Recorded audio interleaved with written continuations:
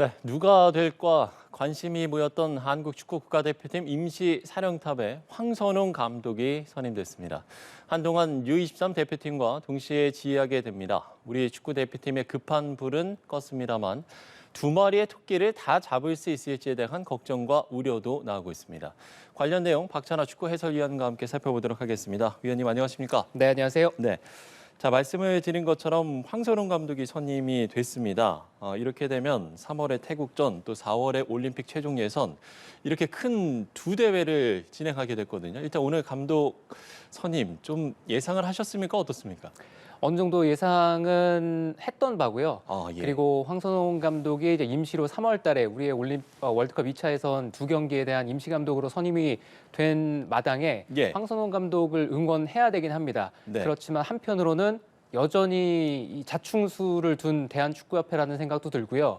그리고 항상 어떤 조직이든지 예측 가능한 결과에 대해서 책임을 질 수 있어야 되잖아요. 예. 네, 그리고 그 결과가 좋게 끝나건 나쁘게 끝나건 다양한 시나리오를 가지고 있어야 되는 게 바람직한 조직이라고 평소에 생각을 가지고 있는데 네. 그런 의미에서는 외통수에 걸렸다는 생각이 강하게 들어서 여전히 바람직한 선택은 아니라는 생각은 지울 수가 없습니다. 예. 물론 이제 응원을 해야겠습니다만 축구협회 결정이 아쉽다. 뭐 이렇게 좀 정리를 해볼 수 있을 것 같은데요. 일단 선임 이유를 전력 강화위에서 밝혔는데 국제대회 경험 또 아시아 축구에 대한 이해도도 갖췄고 또 지난 항저우 아시안 게임도 우승을 했다. 이런 또 성과도 보여줬기 때문에 선임을 했다. 이런 선임 배경을 밝혔는데 이 부분은 그럼 어떻게 들으셨습니까? 일단 시스템적으로 대표팀을 운영하는 것은 국가대표팀이건 아니면 연령별 대표건 국가대표팀을 운영해본 경험을 가지고 있다는 것은 역시나 높은 점수를 줄 수가 있습니다. 그렇죠. 단순히 프로팀을 운영하는 것과 또 대표팀을 운영하는 것은 여러 가지 차이점이 있거든요. 네, 그런 의미에서 황선홍 감독이 계속해서 올림픽 팀을 이끌고 있고 그리고 얼마 전에 아시안 게임에서도 성과를 냈기 때문에 그 이유 자체는 역시 황선홍 감독에 대한 좋은 평이라고 말씀드릴 수가 있습니다. 예. 하지만 저희가 우려하는 거는 왜 황선홍 감독의 임시 감독 선임이 자충수고 외통수라고 말씀을 드리냐 하면 4월 달에 AFC 23세 이하 챔피언십이 있습니다. 예. 그 대회는 다가올 파리 올림픽 본선 진출권이 걸려 있는 대회고요. 그렇죠. 그런 만큼 우리 23세 선수들 올림픽 팀에게는 상당히 중요한 경기거든요. 그런 큰 대회를 앞두고 3월 달, 한 달 전이죠. 네, 3월 달에 우리 대표팀에게도 상당히 중요한 이 어떤 위기의 상황 속에서 임시 감독직을 수행을 한다는 게 자칫 우리 대표팀도 그리고 올림픽 팀도 잘못된 방향으로 갈 수 있다는 우려가 있거든요. 그리고 황선홍 감독이 임시로 3월 달 대표팀 지휘봉을 잡음으로 해서 예. 올림픽 대표팀은 3월 달에 사우디아라비아에서 열리는 친선 대회에 참가하기로 예정이 되어 있습니다. 예. 그런데 대표팀의 임시감독직 수락을 위해서 사우디아라비아에서 치러지는 그 올림픽팀 친선 경기는 친선전을, 예. 또 임시로 황선홍 감독이 자리를 비우고 코칭 스텝이 이 올림픽팀을 이끌기로 결정을 했다는 거잖아요. 예. 네, 그런 의미에서는 임시를 위해서 임시로 올림픽팀을 운영하는 대표팀도 올림픽팀도 자칫 잘못하면은 파행으로 갈 수 있다는 우려가 있어서 네, 그래서 임시 감독의 얘기가 나올 때 K리그 감독 빼가지 마라 이런 얘기가 나온 것도 예. 기존에 맡은 팀이 있는 감독들을 왜 데려가려고 하느냐. 임시로 이제 두 경기만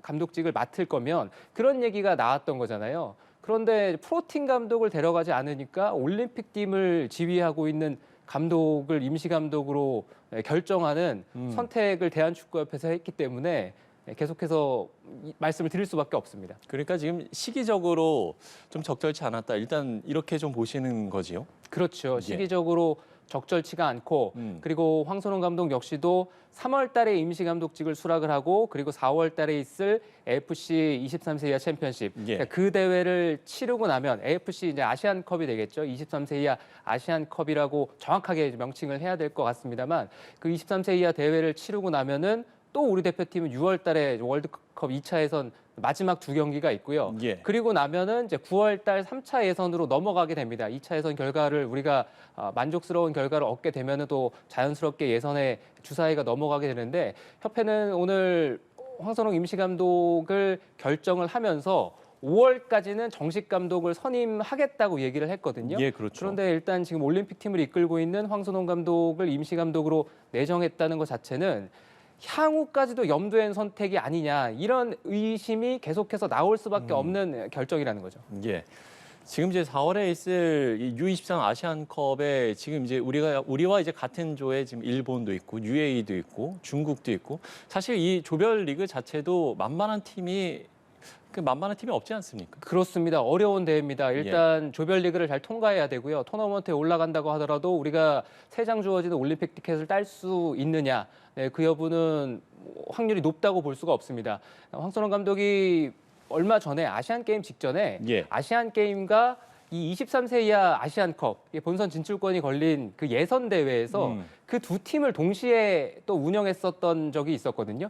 당시에는 24세와 이제 22세 팀을 병행하면서 사실 예선을 잘 치르질 못했습니다. 예. 네, 홈에서 치러졌던 그 예선을 잘 치르질 못하면서 우리가 결국에는 올림픽 진출권이 걸려 있는 이 아시안컵에서 시드를 배정받지 못하면서 어려운 조에 지금 이제 들어와 있는 거거든요. 예, 그렇기 예. 때문에 동시에 두 개 대회를 병행한다는 게 얼마나 어려운 건지, 두 개의 팀을 운영한다는 게 얼마나 어려운 건지 황선홍 감독 스스로도 경험을 한 상태입니다. 그런데 대한축구협회는 오히려 그 부분이 높은 장점이라고 생각을 해서 황선홍 감독을 임시 감독으로 선임을 한 거잖아요. 그러니까 처음에는 임시 감독이 바람직하지 않으니까 3월 월드컵 예선에 정식 감독이 선임될 수 있게끔 속도를 내겠다라고 얘기를 하고 예. 뭔가 이제 본인들이 원하는 상황으로 돌아가질 않으니까 당시에 그런 얘기를 할 때만 해도 특정 인물 그리고 특정 후보군을 염두에 두면서 정식 감독을 선임하려고 했던 거 아니냐 이런 비판이 있었잖아요. 하지만 뭔가 자신들이 원하는 결과가 따라오지 않으니까 다시 한번 임시 감독 체제로 방향이 선회가 되고 또 이 다음에는 대한축구협회는 그동안 자신들의 어떤 결정을 비춰봤을 때는 또 어떤 방향으로 가게 될지 아무도 알 수가 없습니다. 예. 지금 이제 올림픽 이번에 이제 본선에 진출하게 되면 이제 10회 연속으로 이제 본선 진출을 하기 때문에 뭐 황선홍 감독도 이 부분에 대한 목표도 밝힌 적도 있었고요. 그런 상당히 좀 중요한 상황에서 이렇게 임시 감독까지 맡게 된 상황인데 사실 이제 이번에 이 선임 결과가 나오기 전에 언론에서 이제 주목했던 감독은 박항서 감독이 아니었습니까?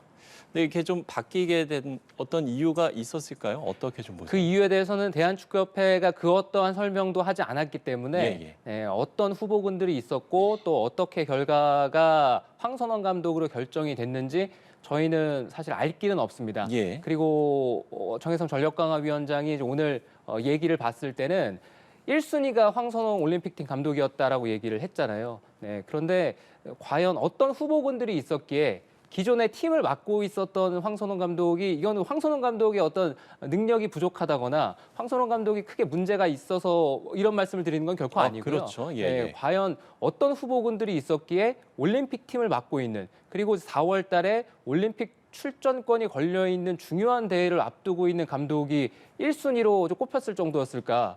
저도 개인적으로는 매우 궁금합니다. 예. 어찌됐든 이제 황선홍 감독이 선임이 됐기 때문에 이제 다음 달에 있을 태국과의 이제 월드컵 2차 예선을 치러야 하는데 그러면 이제 상당히 지금 이제 경기까지 시간이 촉박한 상황이지 않습니까? 아직 이제 코치진도 구성이 아직 안 된 거지요? 네, 예. 코치진도 구성이 되지 않았고요. 그러니까 코칭 스텝은 이원화하기로 결정을 했습니다. 네, 왜냐하면 올림픽 팀이 또 3월 달에 사우디아라비아 가서 친선 경기도 해야 되고 예. 4월 달에 23세 이하 아시안컵이 있기 때문에 코칭 스텝까지도 대표팀, A팀과 올림픽 팀을 겸업시킬 수는 없거든요. 그렇기 때문에 이제 코칭 스텝을 어떻게 임시로 꾸릴 것인가 네, 이게 시급히 결정이 돼야 될 문제고요. 그러면 이제 시간이 너무 촉박한데 많이 촉박하고요. 예, 예. 그리고 태국과의 이 월드컵 예선 경기가 중요하다는 말씀을 제가 이 자리에서도 몇 번 드렸잖아요. 예, 예. 우리가 물론 객관적인 전력으로는 태국보다는 몇 수 위의 팀이고 좋은 선수들을 보유하고 좋은 전력을 가지고 있는 팀임에는 분명합니다만 예. 지난 아시안컵에서 봤을 때 우리는 그 누구를 만나도 자신 있게 승리한다고 얘기할 수가 없을 정도로 대표팀이 크린스만 감독 체제하에서 1년 동안 많이 망가져 있었습니다. 네, 그렇기 때문에 태국전 2경기를 우리가 경시할 수 없고 또 태국과의 경기가 중요한 것은 지금 호주와의 피파 랭킹이 딱 붙었어요. 네, 그래서 우리가 다가올 월드컵 예선이라든가 A매치 경기들을 잘 치지를 못하면 자칫 호주에게 피파 랭킹을 자리를 뺏길 위험성이 있습니다. 네, 그렇게 되면은 3차 예선으로 넘어간다고 했을 때 예, 예. 다시 한번 우리가 시드 배정을 받지 못하면서 죽음의 조에 들어갈 확률이 올라가거든요. 네, 죽음의 조에 들어간다는 거는 아무리 다가올 월드컵이 이 북중미 월드컵으로 치러지면서 참가국 수가 늘어났다고 해도 예. 네, 아시아가 8.5장 이런 얘기가 있습니다만 사실상 6장이라고 얘기를 해야 될 것 같고요. 그리고 플레이오프라든가 네, 이런 알 수 없는 경기로 넘어가게 되면은 매우 확률이 희박해지기 때문에 예, 예. 네, 그런 잘못될 수 있는 결과까지도 대한축구협회가 생각을 하고 어떤 결정을 내려야 되는데 대한축구협회는 항상 자신들의 결정에 책임질 준비가 되어 있지 않고 그리고 잘못된 결과가 나올 수 있다라는 시나리오는 네, 애초에 생각하지 않는 듯한 모양새를 계속 내비치고 있습니다. 예. 물론 이렇게 올림픽 대표팀 감독과 또 성인 대표팀 감독을 이제 겸직을 한 경우들도 이제 뭐 다른 나라에서도 있었고요. 그럼 실제로 이렇게 겸직을 하게 되면 장점도 있지 않겠습니까? 장점은 없습니다. 장점이라고 봤을 때는 장기적으로는 장점이 될 수도 있습니다. 아, 예. 하지만은 단기적으로 황선홍 감독은 어디까지나 3월 임시 대표팀 감독이잖아요. 그렇기 때문에 장점보다는 단점이 훨씬 더 많을 것 같고요. 예. 그리고 국가대표팀과 올림픽팀을 겸직하는 몇몇 사례들이 있었습니다만 최근에는 그러한 선택들을 거의 하지 않습니다. 네, 왜냐하면 아무래도 전문화가 부족해지고 그리고 또 집중력에 있어서도 차이가 많이 나기 때문에 네, 그렇게 대표팀 감독과 올림픽팀 감독을 겸임시키지는 않는 추세고요. 예. 과거에는 우리나라 역시도 대표팀과 올림픽팀을 같이 지도했었던 감독들도 있었습니다만 그거는 정말 시간이 오래전 일이고 그리고 일반적으로는 이렇게 겸업을 시켜도요. 대표팀 감독이 올림픽팀을 같이 지휘하는 네, 이런 구조로 가지 올림픽팀 감독이 대표팀까지도 이렇게 상위 카테고리로 올라가는 이런 선택은 잘 하지가 않습니다. 네, 최근에 아시아에서 이런 선택들이 몇몇 나오기도 했는데 예, 예. 지난 올림픽 때 이제 호주 같은 경우는 그레엄 아놀드 감독이 국가대표팀과 올림픽팀을 같이 이끌었었고 모리아스 일본 감독 역시도 대표팀과 이제 올림픽팀을 같이 병행을 시켰습니다. 그렇군요. 알겠습니다. 자, 물론 이제 화해를 하면서 일단락됐습니다만 손흥민, 이강인 선수의 내분 사태 이후 첫 소집될 이제 대표팀 구성에도 당연히 이제 관심이 갈 수밖에 없을 텐데요. 대표팀 구성은 그러면 어떻게 특히나 이제 가장 이제 관심을 갖는 부분이 이강인 선수가 과연 부름을 받느냐 이 부분일 것 같습니다. 그렇습니다. 손흥민 선수와 이강인 선수가 이제 두 선수끼리 화해를 하면서 좋은 모습을 내비쳤기 때문에 예, 예. 두 선수 가운데 누군가를 이제 발탁하지 않을 명분은 사실상 없어졌다. 네, 하지만 그런 선택이 이루어졌을 때 또 많은 여론의 비판이 있을 수가 있잖아요. 네, 이제부터는 이제 선수가 어떻게 하느냐에 달렸다는 생각이고요. 예. 그리고 임시 감독으로 황선홍 감독이 단 2경기만 이끌어야 됩니다. 홈앤어웨이 그리고 태국과의 경기를 준비를 해야 되기 때문에 여기서 뭔가 주도적으로 자의적으로 뭔가 대표팀에 큰 변화를 주는 것은 우리 대표팀에게도 굉장히 큰 부담이거든요. 그렇겠죠. 네, 그동안 해왔던 대로 네, 해왔던 위주의 어떤 선수 구성 속에서 네, 몇 가지 세밀함만 추가했을 때는 아시안컵 때도 계속 말씀을 드렸잖아요. 우리 대표팀이 많은 걸 바꿀 필요가 없다. 네, 작은 거 하나만 바꿔도 그리고 선수단에게 어떤 체계 정도만 만들어줘도 우리 대표팀은 지금 하는 경기보다 훨씬 더 좋은 경기력 그리고 좋은 결과를 가져갈 수 있다는 말씀을 많이 드렸거든요. 네, 그런 만큼 황선홍 감독이 지금 시간도 부족하고 그렇죠. 네, 어떤 구성을 할지 머릿속이 굉장히 복잡할 겁니다. 이럴 때일수록 단순하고 간단하게 생각해서 그동안 해왔던 거에서 네, 세밀한 조정 이 정도만 하게 돼도 우리 대표팀은 아시아에서 충분히 강한 팀이라는 생각을 예, 예. 해주셨으면 하는 바람입니다. 예. 그러니까 좀 말씀을 들어보면 어떤 이제 뭐 새로운 전략 전술의 어떤 변화라든지 이런 부분보다는 어떤 팀의 분위기를 다시 좀 좋게 한다든지 그런 것에 좀 더 초점을 맞출 가능성이 높다. 이렇게 좀 이해를 하면 되겠습니까? 그렇죠. 전술적으로 이제 팀에 어떤 것을 주입할 수 있는 시간이 충분하게 주어진다면 그러니까요. 물론 전술적인 포인트도 상당히 중요할 겁니다. 네, 물론 그렇다고 해서 전술적인 부분이 뭐 중요하지 않다, 경시돼야 된다 이런 말씀을 드리는 건 결코 아니고요. 전술적인 것도 중요하지만 지금은 일단 태국과의 경기에서 우리가 대한민국의 선수들이 어떻게 뛸 것인가 그리고 스스로 어떻게 하나의 팀으로 우리가 월드컵 예선을 치를 것인가 이쪽에 초점이 맞춰져야 될 3월이고요. 그리고 뭐 장기적으로 봤을 때는 계속해서 지금 대표팀 감독에 대한 중요한 요건 중에 하나가 뭐 소통 그리고 뭐 기강 이런 쪽으로 초점이 맞춰지는 게 있는데 일단 중요한 거는 전술적인 역량입니다. 감독은 모든 걸 총괄을 할 수가 있어야 되고 거기에 부수적으로 따라가는 게 사실 소통, 리더십, 네, 그리고 기강 이런 것들이 이제 부수적으로 따라가는 것들이거든요. 예, 예. 근데 지금은 임시 감독 체제니까 네, 어쩔 수가 없이 전술적인 것도 중요합니다만 그것보다는 조금 더 이제 선수를 하나로 이제 묶을 수 있는 네, 그런 리더십이 강조가 돼야 되는 측면인 것 같고요. 대한축구협회가 물론 이 부분은 잘 생각을 하고 있을 거고 앞으로 정식 감독을 선임하는 데 있어서는 우리가 프로세스가 완전히 무너져 내린 상황이잖아요. 예. 네, 이 프로세스를 다시 한번 심사숙고해서 전술적인 역량을 가지고 있는 어떤 축구를 하면서 우리 대표팀을 이끌고 우리 대표팀을 발전시켜 줄 것인가 예. 그런 능력이 있는 감독을 찾는 게 필요한 타이밍이라는 생각입니다. 예. 어쨌든 이제 5월까지 시간적 여유가 좀 더 생겼잖아요. 그러면 이제 차기에 정말 이제 정식 감독을 선임하게 되면 어떤 부분이 가장 중요하다라고 보시는지요? 5월 달까지 정식 감독, 5월 초까지 정식 감독을 선임하겠다고 전력강화위원장이 얘기를 했습니다. 예. 그래서 우리에게는 약 2달여 정도의 시간을 벌 수 있게 됐어요. 3월 달에 정식 감독을 선임하는 건 사실상 시기적으로는 너무나 촉박했고 너무나 무모한 선택이 될 가능성이 컸거든요. 하지만 시간적인 여유가 생긴 만큼 이제는 원점에서 다시 모든 걸 점검을 해야 됩니다. 예. 그런데 시간이 우리에게 어느 정도 주어졌다고 해서 이 시간이 우리가 좋은 감독을 뽑는 데 있어서 정말 여유 있고 넉넉한 시간이냐? 그건 또 그렇지가 않거든요. 네, 왜냐하면은 파울로 벤투 감독이 선임될 때까지 걸렸던 시간이 약 50일 정도였어요. 네. 그러니까 이제부터라도 계속해서 우리 감독직에 도전하고 싶어하는 인물들, 네, 그런 후보군들도 있을 거고 또 우리가 또 어떤 이제 후보군을 선정을 해서 먼저 접촉을 해야 될 후보군들도 있을 거잖아요. 네, 그런 후보군들에 앞서서 말씀드렸던 것처럼 어떤 축구가 우리 대표팀에 맞을 것인지,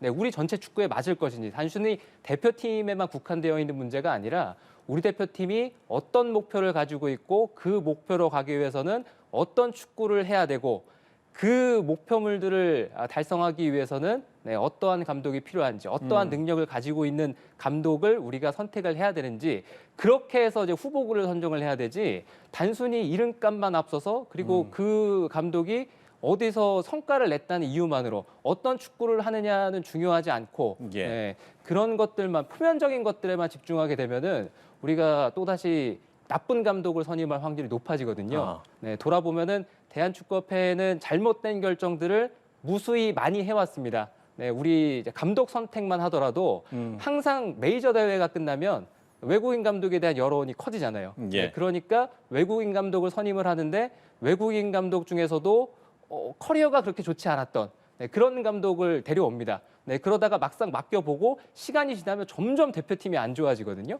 그러면 또 여론이 감독을 바꿔야 되는 거 아니냐? 라면서 시끌시끌해지죠. 그럴 때 국내 감독들에게 소방수를 시킵니다. 네, 촉박한 시간 속에서 국내 감독들이 들어가서 뭘 하기도 네, 시간상으로 부족하기도 합니다만 국내 감독들이 이제 글로벌 스탠다드에 좀 미치지 못한 미흡한 모습들을 보이면서 다시 한번 메이저 대회에서 뭔가 성과를 내지 못하거든요.